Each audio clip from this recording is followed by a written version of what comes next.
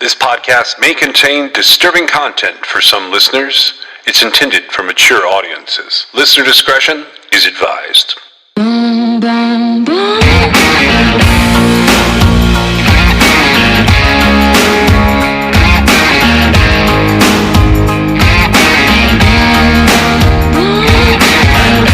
This is True Crime XS.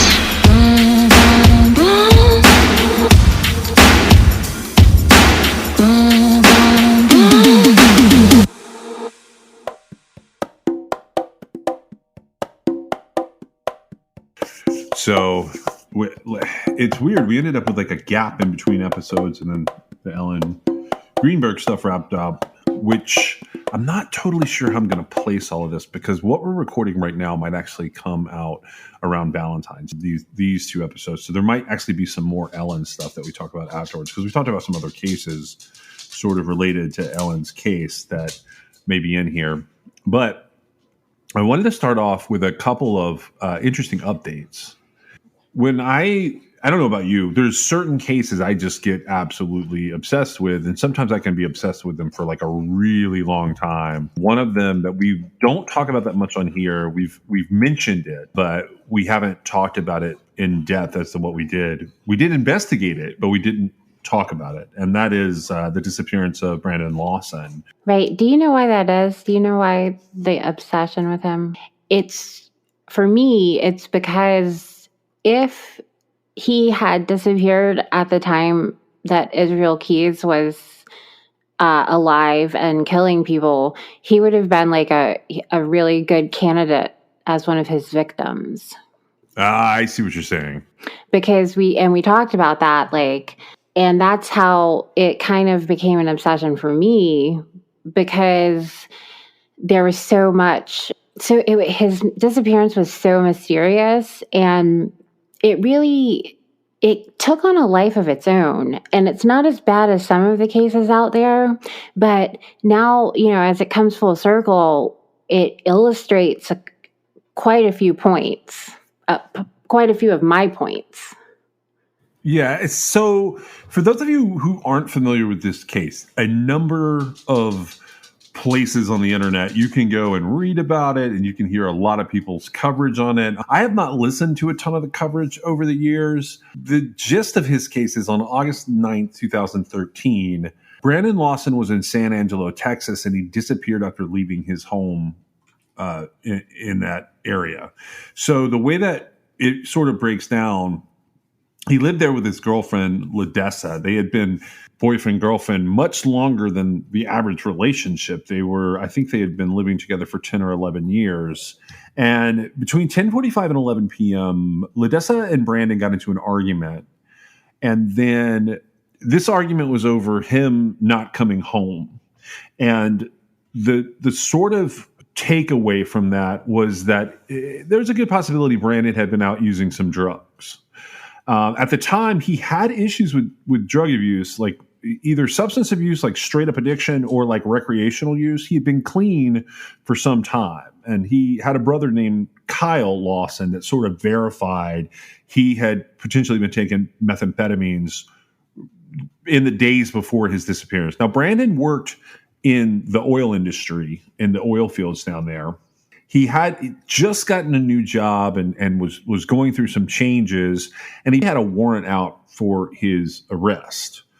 Around 11:30 p.m., he called his father, who lived in Crawley, Texas, and Crawley is about 3.5 hours from San Angelo. And Brandon told his dad that he was coming to his house.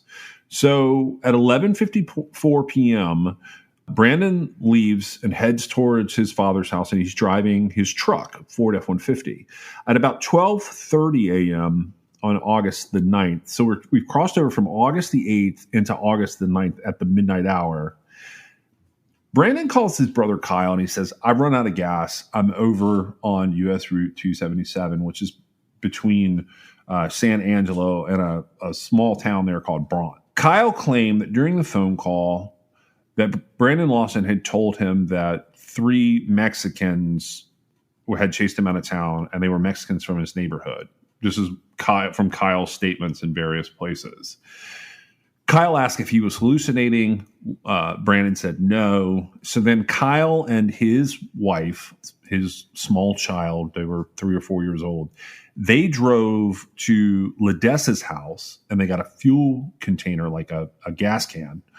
And they called back and forth, but Brandon was not holding a very good conversation with Kyle. And he was ending the call either because it was going out of service or he was like turning off the phone. Around 12:50 a.m., Brandon called 911, and that rang into this weird little dispatch in a local nursing home in a place called Robert Lee, Texas. And he told the responder that he had run out of the gas and that he needed the police. The phone call itself has been the subject of a lot of debate as to what he is saying there. But during the call, he made several confusing or incoherent statements about being in the middle of a field and being pulled over some guys, right, going towards Abilene on both sides.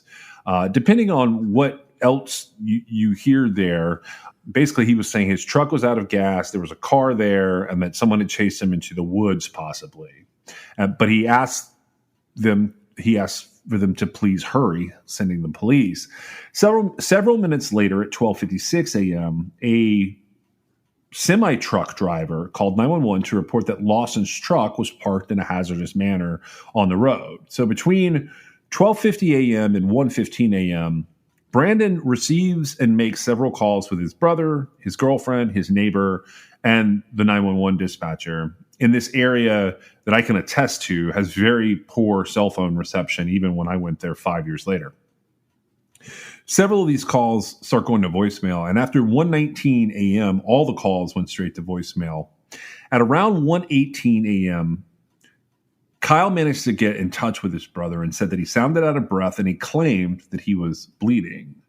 Shortly after 1, a sheriff's deputy arrived at Brandon's truck, but Brandon wasn't there. And Kyle arrived at the truck around 1:10 a.m. And at the time, he was on the phone with Brandon. And Brandon told him that he could see you. He was right here. And he sort of warns him potentially about the police being there. But neither the deputy nor Kyle could see Brandon. At the time of the disappearance, Brandon had an active arrest warrant. It was some debate whether he would have been arrested on site or not. Kyle thought that he might have been hiding from the deputy. So after talking to the officer, Kyle drove up and down the road. He parked his car and he waited to see if Brandon would come out. After about 30 to 45 minutes, he ended up leaving, but he left the gas can in the back of Brandon's truck. And when he returned to the truck at around 5 a.m., the reason for some of this was Kyle was actually waiting for a paycheck to clear so he might be able to do a little something more for his brother. So he comes back at 5 a.m. and he was surprised that Brandon hadn't returned to his truck. And around 8 a.m., the truck was finally towed. Like I said, people get into the 911 call. That's the thing that people talk about being pretty mysterious. And it's definitely a weird 911 call. Wouldn't you agree? And yes, I do agree. And I was one of those people that was like listening to it, slowing it down, analyzing it. I was one of those people. I was all over that 911 call. And so I had gone out there. I had been on a cross-country trip. And you had spent a pretty good deal of time looking at the search area that was reported, looking at... I think that this is the most... I think I investigated this case more than anything I've ever investigated before, except for perhaps Israel Keyes. You know, I have my own reasons for doing it, but I was...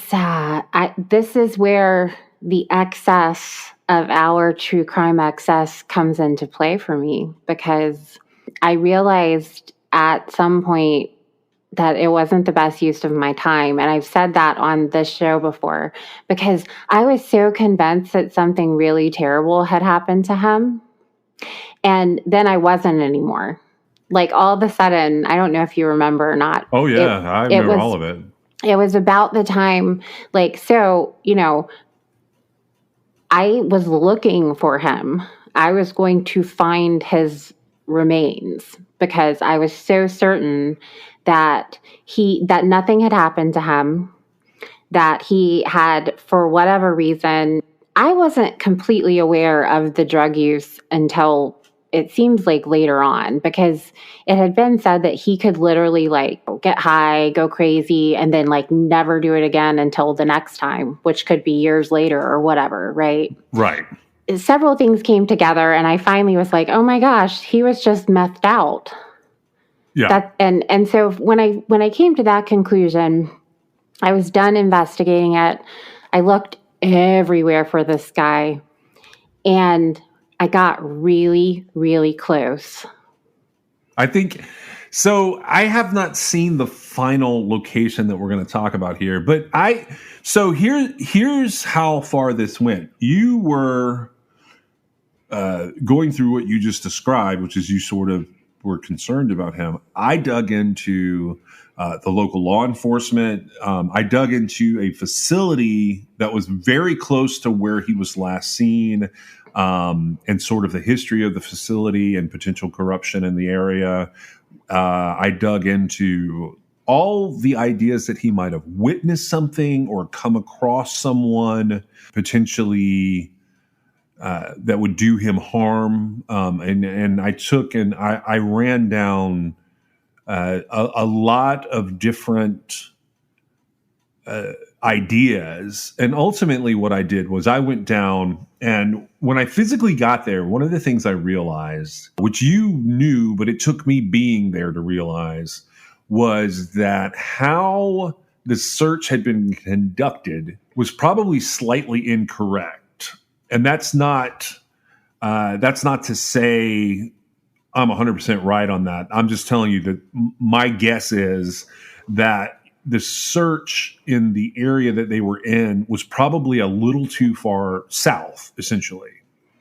Right. And if we flipped the search area, you had found something on satellite of Google Maps, because by the time we were doing it, it had been 4 or 5 years.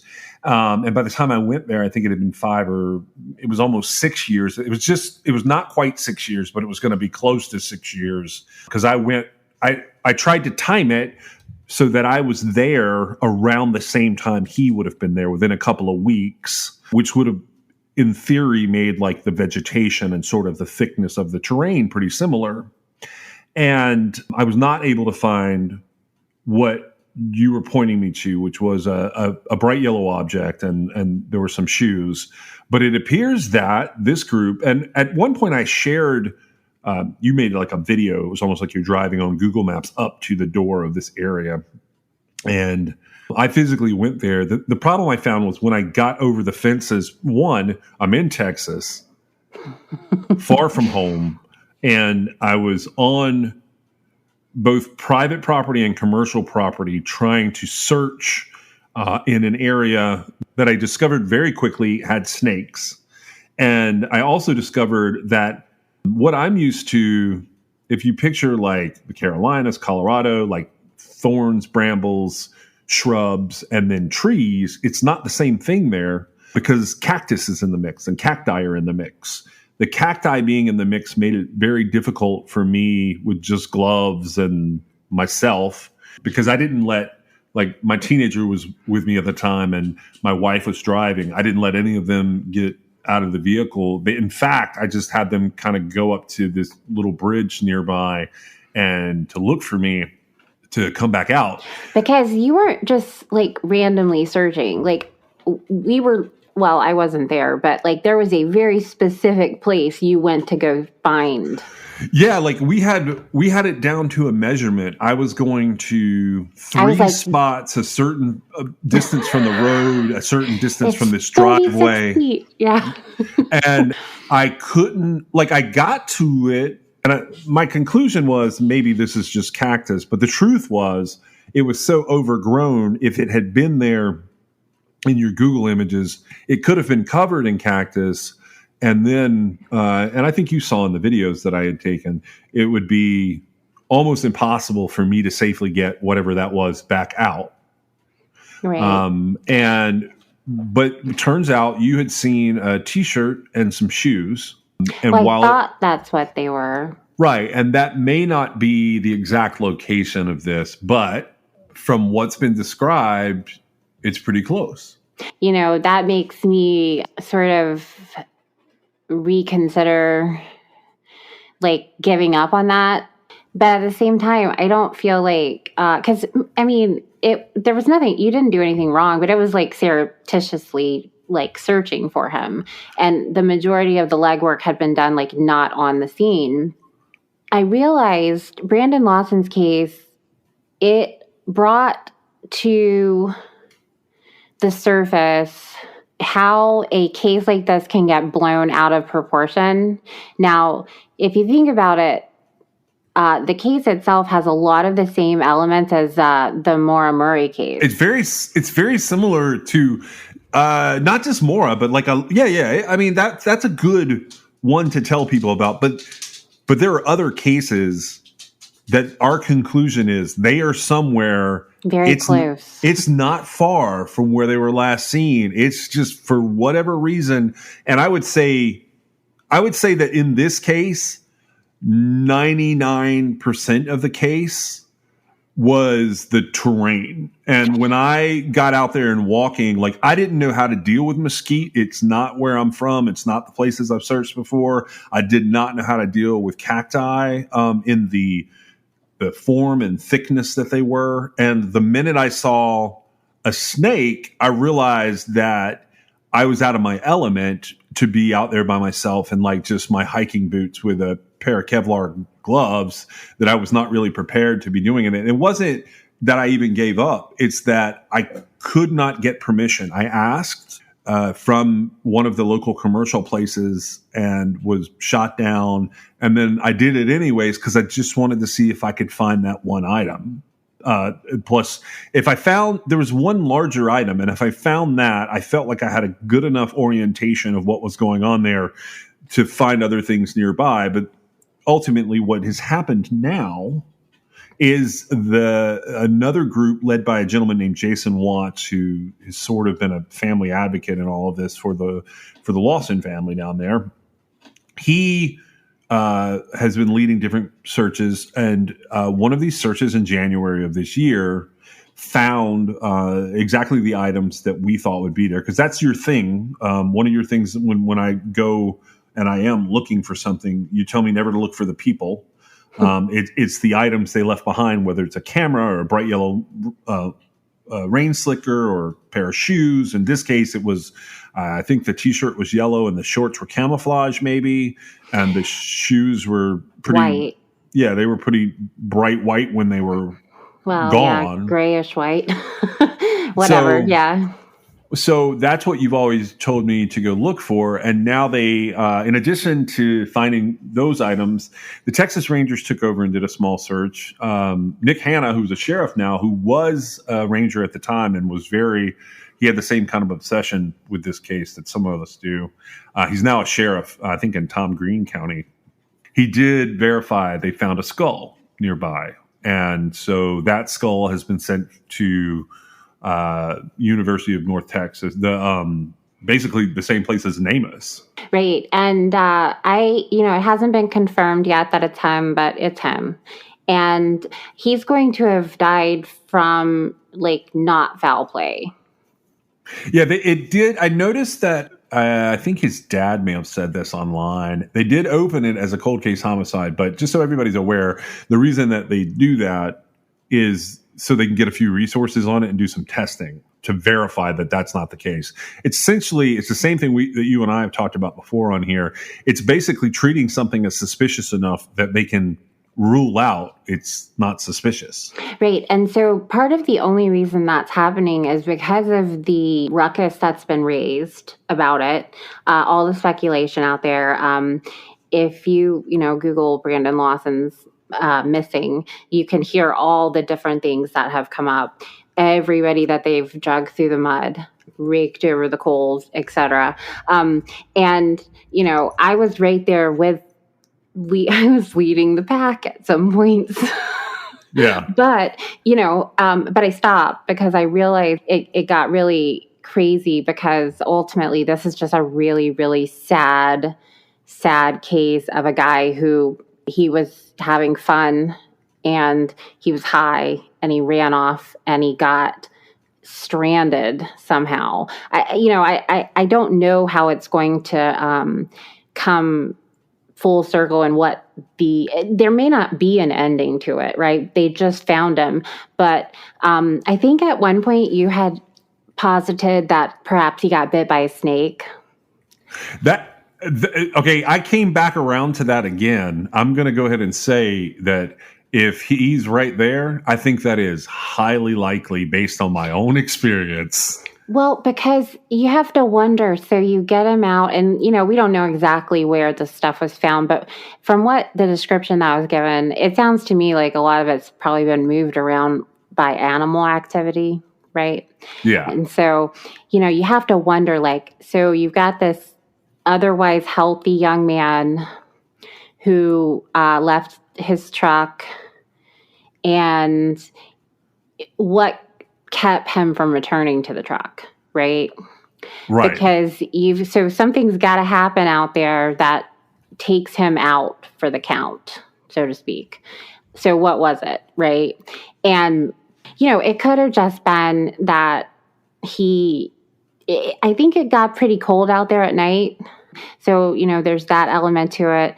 He could have just laid down and went to sleep and, a scorpion or a rattlesnake or whatever, he could have died from that because he clearly wasn't in control of his mental facilities because he was high. And that's the thing because I didn't know that there was a chance that he had been on drugs.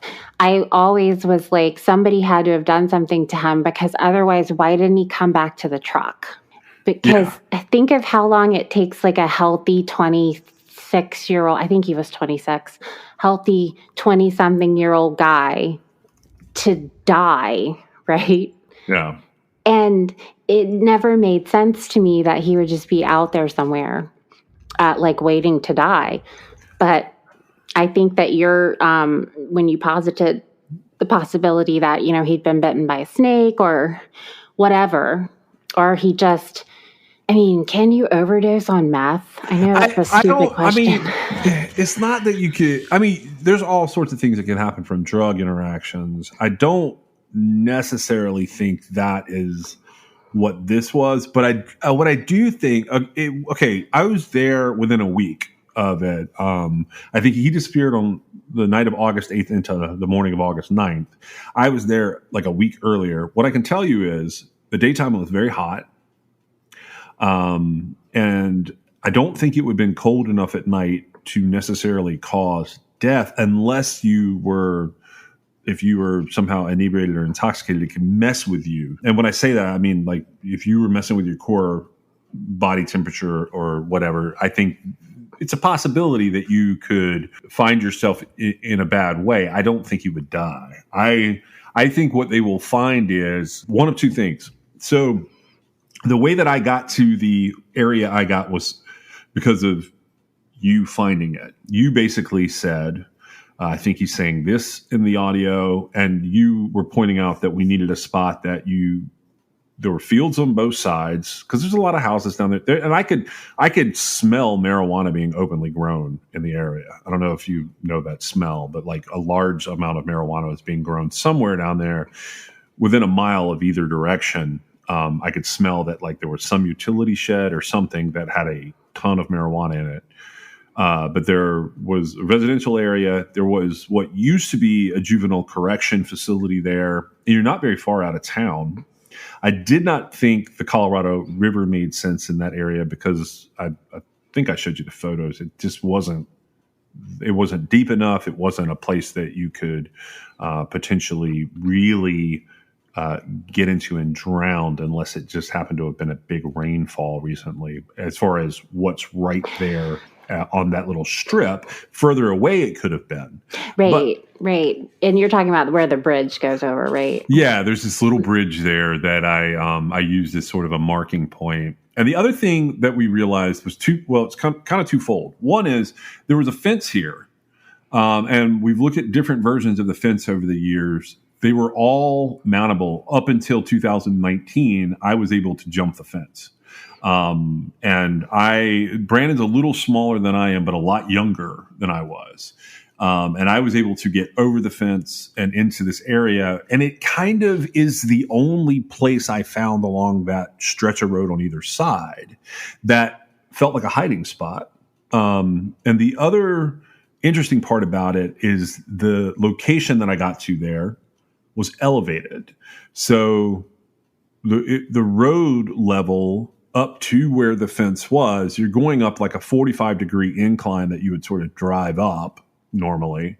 It's not a hard incline. It's very it's pretty level, but you are suddenly 9 feet above the road once you get over the fence and on the other side. So you can see a lot of the road area. You can see back to the bridge that would have been ahead of where he was driving, and you can see all the way down to the houses that would have been behind where he had driven from. So when he said, "I can see you," or "one time," or whatever it is that he might have been saying to his brother Kyle, you can definitely see that from this location where you believed you saw enough material to potentially be a yellow T-shirt. Right.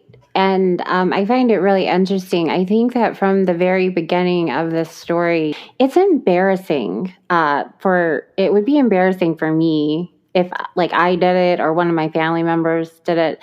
Like it's really hard to say, well, he was like methed out and he has run off and, he died because of that. And so that was never really clear. I was just thinking about his brother. I've listened to Kyle has given several interviews, and I've listened to stuff specifically to hear about this case. And I remember Kyle talking, and he was saying in a very passive way, he was high, right? Because I when you just spoke, I was trying to remember what it was that he told Kyle over the phone. That was weird. It was some sort of code for the cops or something like that. I don't know if you remember. One time, he said one time, which is saying like it. I don't know, like some of the jails I go into, I hear woot woot one time. It just means that the police are coming. And so, when he was talking, looking back, it makes sense that basically he was very passively saying, well, he was out of his mind. But I wasn't picking up on that because I wasn't familiar with the situation enough. Because there was all this stuff that I broke down and dissected every single part of this case. I was so sure he had been, picked up and my worst fear was that law enforcement had done something to him, right? I think that's really one of the things that drove me there. And I couldn't get past the fact that this young, healthy guy, no matter what his mindset was, could just sit out in the middle of the landscape and die, right? That doesn't make any sense, does it? No, it didn't. And so go ahead. But then at some point it occurred to me, oh, well, that's exactly what happened.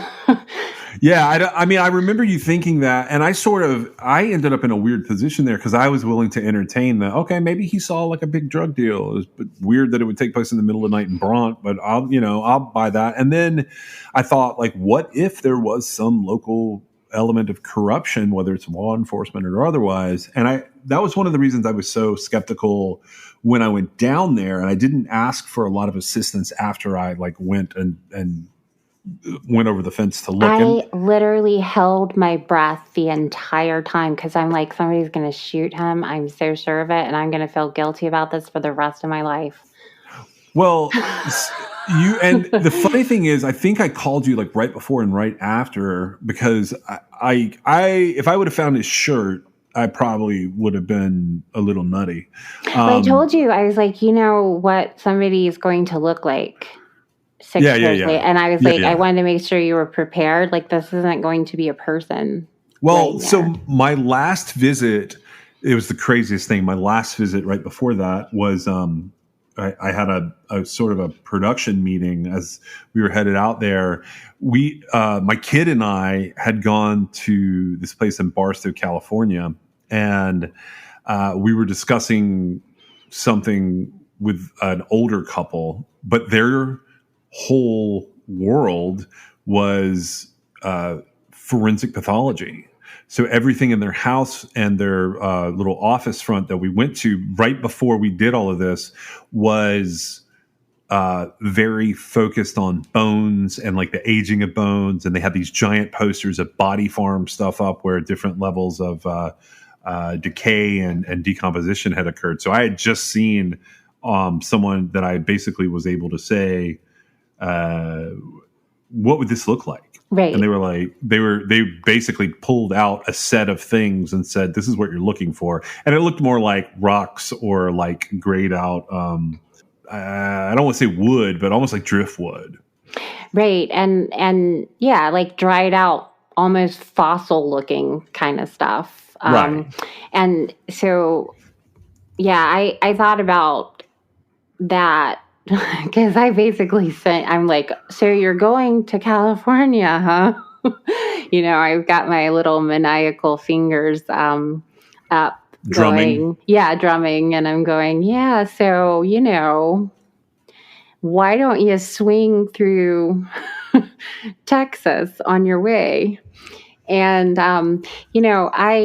by that point in time, though, I had already come to the conclusion. That's why I was looking for him, because I was so sure he was out there. Now, it bothers me that it took 9 years, almost 9 years, for him to be found. And I have only seen the landscape from like Google Earth because I haven't been there.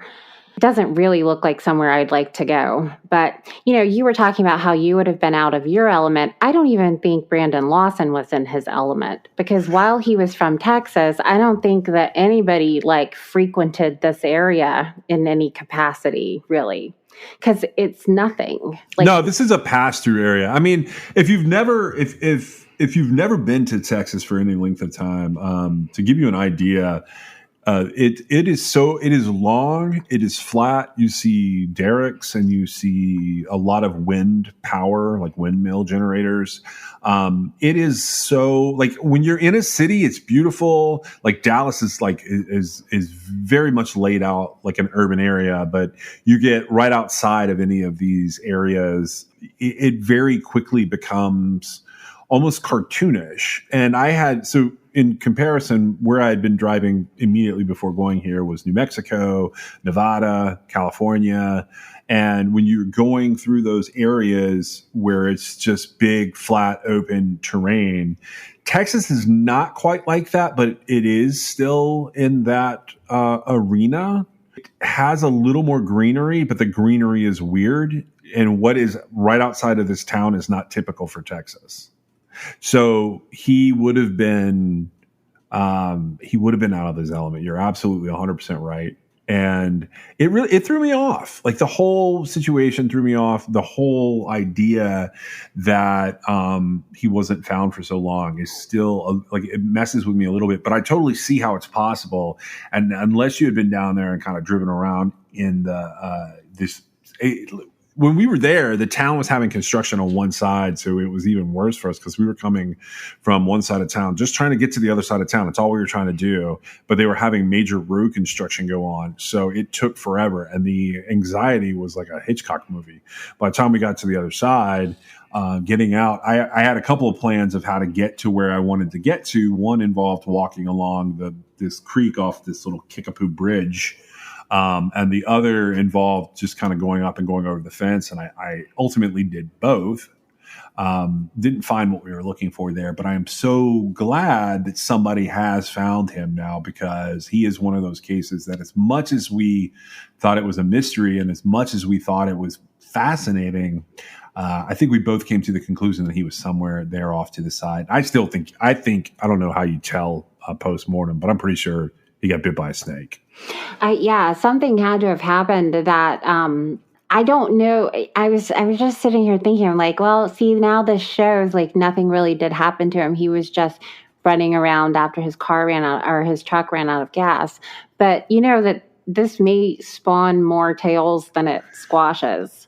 Yeah, it could be one of these But things where here's they're the like, but thing. there was a bullet hole. Well, if there's a bullet hole, that's different. But here's the thing. If he got shot because he was on somebody's property, they would have reported it, I think. Okay. Now, I definitely don't think that he was like killed by some drug cartel that doesn't, the cartel doesn't really operate here, but I guess it's close enough to Mexico. We'll give it to him. I don't know. But let's just say, I definitely don't think that somebody killed him out there and then just left his body sitting there. I mean, if somebody physically killed him, he would have been disposed of.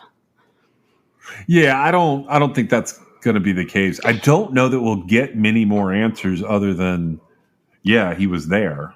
He was there, and he's been there the whole time. And I have thought to myself, and I wish I could remember all this happening. This case is it's one of my like wish list case. No, yeah. I mean, I don't really have a wish list case, but for me, it's almost like one of my like guilty obsessions, I guess would be like a good way to say it, because I really wanted to find this guy.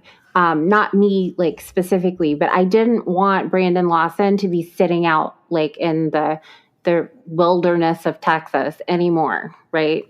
Yeah. And at some point, after hearing like his family talk on, random things that they would give these interviews for, I realized something. The reason that they weren't out there looking for him was because they knew that, he was out there somewhere, and he was sort of, I'm not saying that I'm not really saying that they had given up on him, but I could tell in their voices that they knew, like, that it wouldn't be the best use of their time to be out there trying to find him, because they figured he was dead, right? Yeah. And, in a million years, if you had told anybody this is what's going to happen to this kid, it's not believable, right? None of it's believable. And, just like with Maura Murray, like her situation's completely unbelievable. And, I am interested to see exactly where Brandon Lawson was found. If they put now I haven't seen anything else, but I would mention that the search party that was searching in January, they were almost done for the day, and they had found nothing. And they did like one more pass through an area where somebody said, oh, I don't know that we got that well enough. And they found it like sort of at the last second that they were looking, right? Right. And it's sort of like, well, if that's the case, because you have to keep in mind, a couple days after his truck had been left, we're talking about a full body here out there. Right? And that seems weird that was missed. Man, it is difficult to gauge how people are searching, but I could see how a body would be missed in Texas, and I can also see how a body would get gone quickly in terms of scavengers. No question. I have absolutely no doubt that it would have been ravaged. I feel like, he was probably found closer than anybody could have ever dreamt that he was. And I have to wonder about where's the disconnect between me looking at something and going, like, he should be found. Why isn't he found? I'm looking for him, trying to find him, like through satellite images that technically are probably too far away to really see stuff. And, I feel very confident. I feel like I saw something that was relevant, and I feel like whatever, it didn't pan out, and, 3 more years went by and before he was found. But where is the disconnect there? Like, do people think that everybody's covering everything and it's not being covered? Like, what's happening? I think so. If you think about a person hiding in a thick brush, it could just be that you can't get in there. One guy goes left, one guy goes right, and you both happen to be on either side of a tree that's at the beginning of the brush, and this kid is leaned up against the tree or laying on the ground at the base of it, and because of the brush, you don't see him. There is nothing you can do to 100% cover an area. I mean, there were there are aerial searches done here that I saw some photos of, and I think there was one set of horseback searches. I think that might have been from the Rangers, from Nick Hanna. I don't know that part for sure, but it is super easy. I think it's way easier for people to be missed than people realize. I've listened to some really strange audio recently of different interviews, not necessarily in podcast form, but just people talking about search and rescue and how complicated it is to thoroughly cover an area. And the truth is, one of the only cases I've ever gone over with a fine-tooth comb and gone, that guy's not there, with William Owasco. And his case, the reason I was able to do that was because, first of all, there were search and rescue professionals who were very interested in that case in that area. Second of all, they got a bunch of other people who were not crime enthusiasts interested in the case. And this happened in Joshua Tree National Park. And what I was able to do to tell that was a thorough search is I was literally able to look at their GPS track points. But that doesn't mean that even then that they didn't miss somebody in a crevice or a crack or whatever. But it becomes substantially less likely in a case like that sprawls for so many years, because that case, basically had active searches for 9 years in the same area by numerous people, far more searches than Brandon Lawson. And I think if you had the search that went on for William Owasco happening for Brandon Lawson on the sides of this little piece of 277, I believe they would have found them by now, way earlier. Well, I'd like to think so. And, part of the difference is that, Joshua Tree National Park is a national park, right? And this area, it's several... A lot of private land. It's several different people's private land. And, I understand that, they don't want people out on their land. But, it can become a liability issue, right? Yeah. I am really, really thrilled that Brandon's been found. I'm sad that ultimately, he did succumb to something out there. But, I've felt pretty confident in that for a long time. In fact, to the point where if he had been closer to me physically, I would have been out there looking for him, honestly, because I was bothered by that case. I keep thinking that I'm going to go and look for Maura Murray. I'm just going to drive up there and find her because I feel like she's findable. I hope the family gets some closure from this one. I wanted to bring up one more case. Now, there's another podcast that has covered this, but we covered some of these stories. I guess it would have been like in sort of the in-between times that we've had over the years. I talked pretty extensively about different craziness that went on with the Dixie Mafia. And there's a podcast, I think it's called In the Red Clay. I've definitely heard some of it. I haven't listened to it in a while. I talked about Johnny Gaskins and the Mummy murders in Raleigh, North Carolina. And I mentioned the 1972, February 3rd, 1972 murders of the Durham family up in Boone, North Carolina, which is in the mountains of North Carolina. And I got the strangest press release this week. It came to me from the Watauga County Sheriff, a guy named Len Hageman.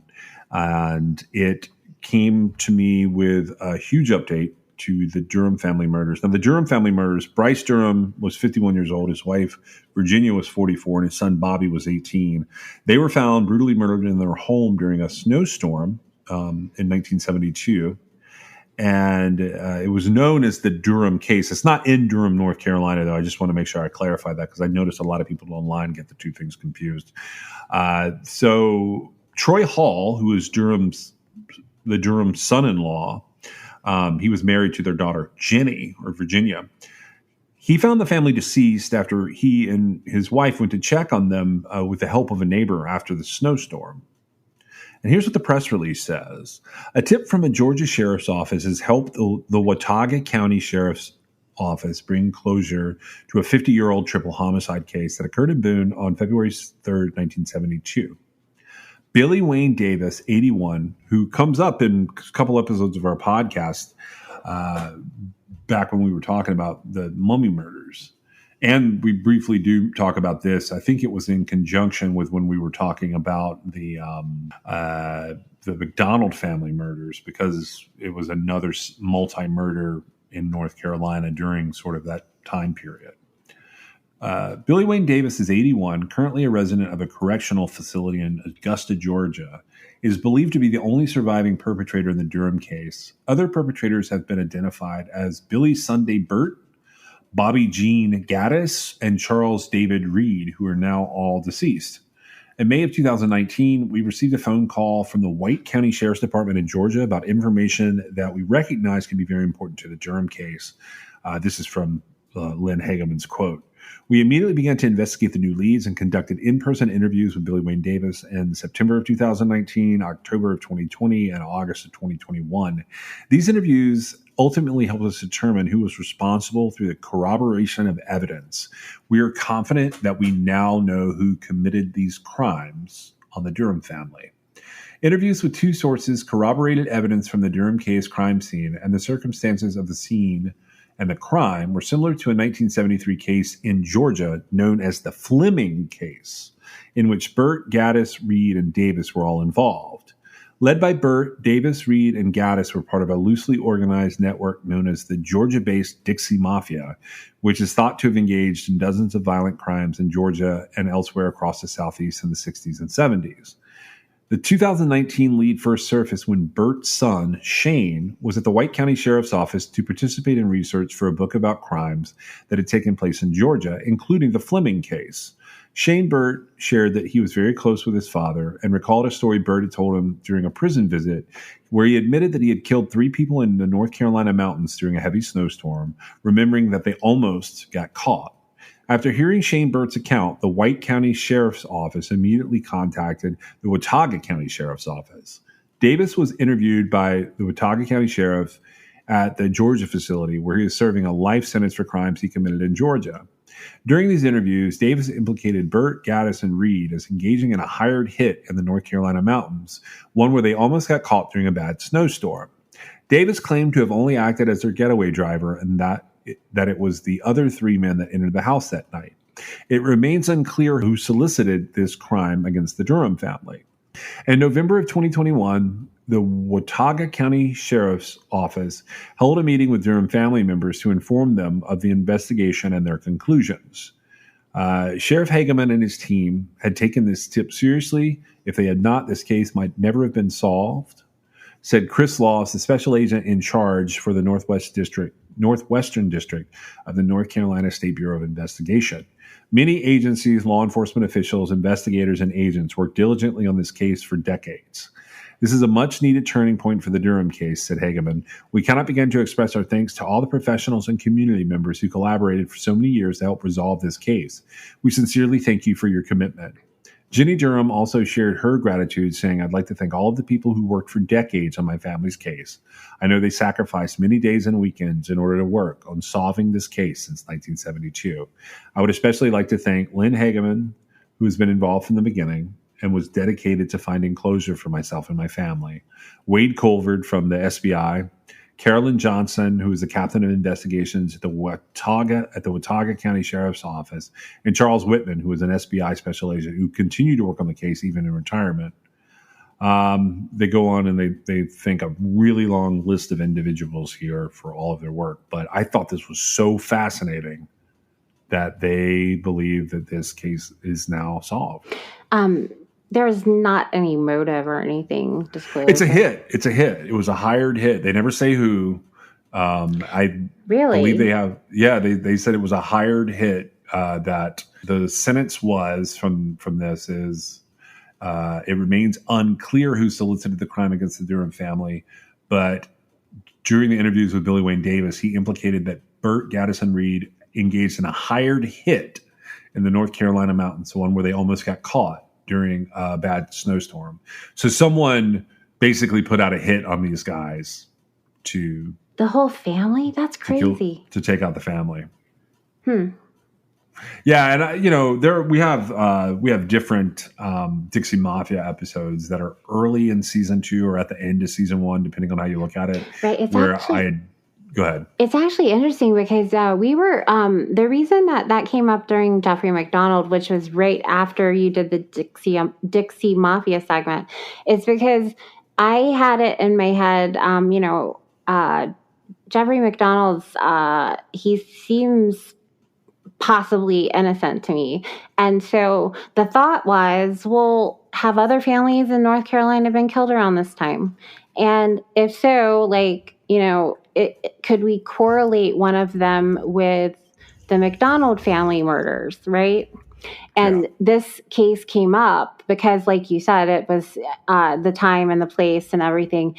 And so now that this has been revealed, I don't know. I don't know anything about the Dixie Mafia. I don't think that it's going to end up being relevant. It's not as clear cut as it's not as clear cut to me as what I think people would think of. I can say this. So this is what I ran down, and I pulled this. I've looked at this before. You guys can go if you're interested in these cases. You can go on and you can read a lot of this just by looking for the different names of the cases: the Durham family case, the Fleming case. So Burt is one of the guys, Billy Sunday Burt. We talked about him. He's talked about in the Red Clay, I believe. He had a pretty lengthy appeals process. So his case that they're talking about there was a death penalty case. And you can find the Georgia Supreme Court of Georgia's rulings on his case. But here's how they run down some important and interesting facts about this.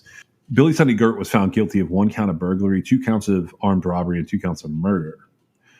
These offenses all related to Mr. and Mrs. Reed Oliver Fleming Sr., and they occurred on December 22nd, 1973. The state presented certain evidence from which the jury was authorized to find the following. Carswell Tapley was employed by George Leisure on Leisure's farm in Washington County, Georgia. Leisure lived in Marietta and operated a used car lot, which, if you guys remember, the Durham family also had to do with used cars. He made occasional visits to his farm. In late 1973, Leisure informed Tapley that if Tapley knew anyone who had money, Leisure knew some men who would look into it and pay 20% for help in setting up a job. Tapley informed Leisure that Mr. Fleming kept from $50,000 to $60,000 in cash in his home. Leisure then went and saw Billy Wayne Davis, also in the used car business and formerly a business partner of Leisure's, informed him that Tapley had information for him and gave Davis Tapley's phone number and a means of identification. They used the code word HOGS, in quotes, like HOGS. When Leisure returned to the farm, he told Tapley he had gotten in touch with the boys who would contact Tapley shortly. Later, a person who identified himself as Jim Gordon called Tapley and stated he was calling from Leisure's car lot. The caller said he would be by for Tapley at 9 o'clock that evening to go get the hogs. Upon his arrival, Tapley showed him the Fleming's residence in Rennes, Georgia. Gordon asked Tapley what he knew about Jerry Heyman and where he lived. According to Davis, a few days later, Burt described 2 houses in Rennes, Georgia to Davis, and Davis contacted Larry Bethune, who operated a body shop in Austell. And he asked Bethune if he wanted to pick up some money. Bethune indicated interest, and on December 19, 1973, Bethune followed Davis to Rennes. Once they reached Rennes, Bethune got into Davis's car, in which they drove by the Fleming residence and stopped at Heyman's filling station. An unfamiliar car was in the Fleming driveway, so they left Rennes. According to Davis, on Friday, December 21st, 1973, Burt called Davis and asked him to come to a motel in Atlanta. Davis found Burt, Bobby Gaddis, and Charles Reed at the motel, and Gert explained to Davis that the 3 of them were planning a trip to Rennes to take care of some business. Burt borrowed a car from Davis for the trip and also borrowed Davis's pistol. The following morning, Saturday, December 22nd, 1973, Burt was waiting when Davis arrived at his car lot in Austell. According to Davis, Bert said that he had been awake all night. He planned to get some rest before going back to Ren's that evening. And he told Davis that he needed to have another car, as the one he had already borrowed had already been seen in Ren's. On Saturday afternoon, December 22nd, 1973, Davis took his car to Bethune to swap. When Bethune examined the truck, it contained 3 guns and some coins that were identified as having been stolen from Jerry Heyman's house. Bethune traded with Davis, who received a 1971 green Cadillac, and he turned it over to defendant Bert. Before Mr. Fleming closed his used car business on December 22nd, 1973, Bobby Jean Gaddis went to the car lot and made inquiries about a pickup truck. A customer who was in Mr. Fleming's office at the time made an in-court identification of Gaddis in the lineup. In the early morning hours of Sunday, December 23, 1973, Davis drove a motorhome to the interchange at I-20 and Route 11, where he met Bert, Gaddis, and Reed about 2 a.m. Bert revealed that they had had difficulty in Ren's and they had ended up having to kill the Flemings. He said they had tortured Mr. Fleming to make Mrs. Fleming divulge where their money was hidden. Davis asked for the return of his pistol, and Reed remembered last seeing it in the Flemings' home. According to Davis, he, Bert, and Gaddis drove the 71 Cadillac to Ren's to retrieve the gun. Approximately 12 miles outside of Ren's, they then experienced car trouble, and Bert flagged down a passing car by flashing his flashlight. About 4 a.m. on December 23, 1973, John Alley was flagged down by at least 2 motorists with car trouble a few miles outside of Ren's. Mr. Edgar Chance, who worked with Mr. Alley, also stopped. The defendant accompanied Mr. Chance and Mr. Alley to their place of employment to obtain jumper cables. They both identified Bert. Mr. Chance identified the automobile used by Bert as a Cadillac and testified that Bert stated they were headed down to Florida. Davis testified further that after the car was started, Davis, Gaddis, and the defendant proceeded to the Fleming residence, where Davis obtained tools to repair the Cadillac from the Fleming's garage. Bert failed to find the missing pistol in the Fleming home, but later found it down the road where the Fleming's automobile had been abandoned. They repaired the Cadillac and they left Ren's, and en route back to the motorhome at I-20 and Route 11, Bert and Gaddis described the events of that evening to Davis. According to Davis, they said that after dark, defendant Bert, Gaddis, and Reed approached the Fleming residence, and when Mr. Fleming responded to their knocks at his door, they told him they wished to purchase the pickup truck that Gaddis had looked at earlier. When Mr. Fleming told them to return in the daylight hours, they forced their way into the house and they tied up the victims. While Gaddis stood guard, Bert and Reed drove the Cadillac and the Fleming's car down a side road away from the Fleming home. They returned in the Fleming's automobile. They then proceeded to torture Mr. and Mrs. Fleming. They reported to Davis that Mrs. Fleming was hard of hearing, but her hearing improved considerably when a coat hanger was tightened around her throat. Gaddis and Bert told Davis they obtained $4,000 from the Flemings. The money had been buried in fruit jars in the Flemings smokehouse. Davis drove the motor home, and Bert and Gaddis followed Davis to Estelle. Bert paid Davis $850 cash for a car, and Bert insisted that the bill of sale be made out to his son. The only witness for the state who testified as to the events of the night of December 22nd and the morning of December 23rd, with the exception of Mr. Alley and Mr. Chance, was Billy Wayne Davis. On Sunday morning, December 23rd, 1973, when his father failed to attend church services, Hugh Fleming drove to his parents' home to investigate. Arriving at their residence, Hugh recognized that something was wrong when he found out the back door was unlocked and the interior of his parents' home had been ransacked. He found his 73-year-old mother lying face down on her bed with a coat hanger twisted around her neck. Hugh reported to law enforcement officials, and then they found his 75-year-old father at the foot of his wife's bed. The elder Fleming had a coat hanger and the cords to an electric drill and an electric clock wrapped around his neck. The hands and feet of both victims had been bound by bed sheets. Dr. Larry Howard of the State Crime Laboratory performed the autopsies on the Flemings. Dr. Howard determined that Mr. Fleming's death was due to strangulation performed quite abusively. Dr. Howard found severe abrasions and contusions around the neck of the deceased. He also observed 2 lines on Mr. Fleming's throat, which were caused by repeated applications of a ligature. There were multiple hemorrhages about the throat, face, and scalp. In addition, Dr. Howard noted abrasions on the deceased's right ear and right cheek, as well as multiple contusions about his eyes.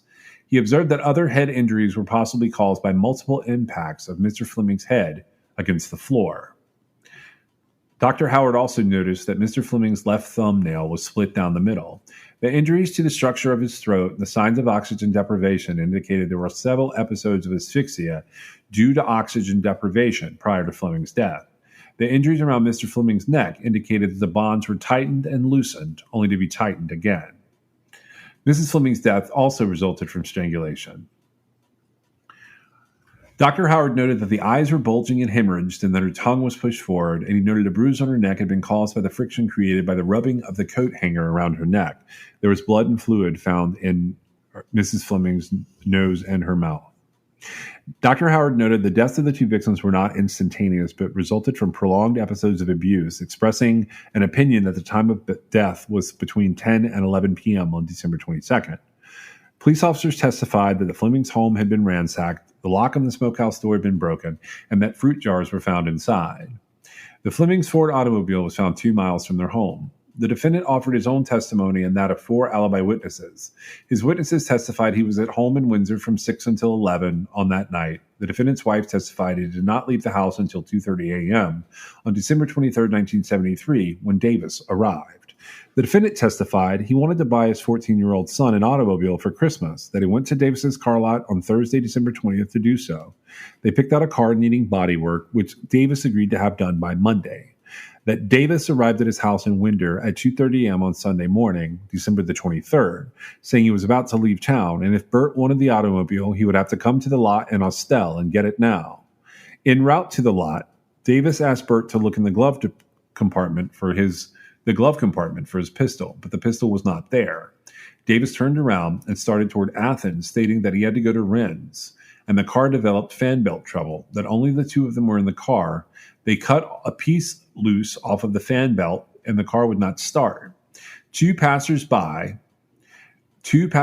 stopped, and they rode with him to get jumper cables. They said that they were going to Florida because he would have appeared foolish to say he didn't know where he was going. That after they got the car started, they drove to where a Ford was parked. Davis retrieved his pistol, and they drove to Austell and went to Davis's car lot, and that Bert paid $850 cash for the car, part of which the amount he had borrowed earlier from OG Finance Company in Windsor. He stated that he returned to his home in Windsor, arriving there at 9:30 or 10 a.m. on Sunday morning. He acknowledged knowing Gaddis and Reed since childhood, but he denied robbing or killing the Flemings. So they go on to say they searched and they couldn't find where he had taken a loan. The end result here is there are several of these murders, the Flemings murder included, where, like the Durhams, they had something to do with the car business, and entire families were killed. And that doesn't count whatever robberies some combination of these guys might have been trying to pull off at sort of in the same time period. But it's really interesting to read about this, and I was honestly pretty shocked to see that all the similarities in these cases after I got that press release. It was a lot. Sorry, I was just trying to lay out that other case because I realized that people won't necessarily know what that other one was. I guess I can't. Like, I was listening to you. I can't figure out how exactly that was a hit. So the Flemings case is not necessarily a hit per se, but that might have been a lie that these guys were telling. I mean, the other part of this is these cases are so old. Whoever's still alive is allowed to say basically whatever they want if they want to fess up to this. That guy is 80 some years old.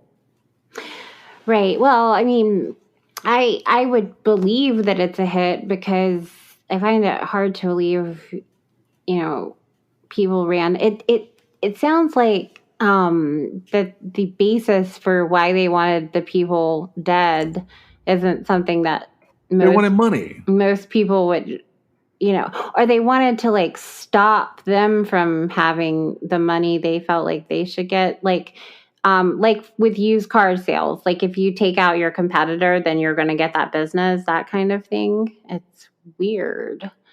These just sound like greedy assholes to me. Right. That's exactly what it sounds like. It's horrible. Yeah. They ultimately, if you want to learn more about these guys, they are what is known as the Dixie Mafia or some measure of it. And while we're talking, I would say the other podcast is, let's see, In the Red Clay.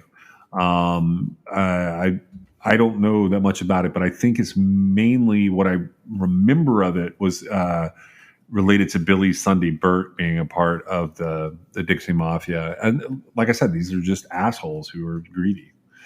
But a lot of this information it's pretty accurate as far as like digging deep into Billy Sunday Burt and Billy Wayne Davis and all these guys. It corresponds with the court records I've read over the year. So this sort of sums up that case. Did you have anything else to add in on this one? No. Thank you for joining us. We are sponsored by LabRottiCreations.com. You can check them out at LabRottiCreations.com, and you can still use the code CRIMEXS for a fun pop pet portrait of your own pet. You can also reach us on Twitter, Instagram at TrueCrimeXS, or you can give us a call if you know anything about any of the cases that we're talking about at 252-365-5593. You can also reach us at Gmail at truecrimexs@gmail.com, and you can check out our website at www.truecrimexs.com. We'll see you next time.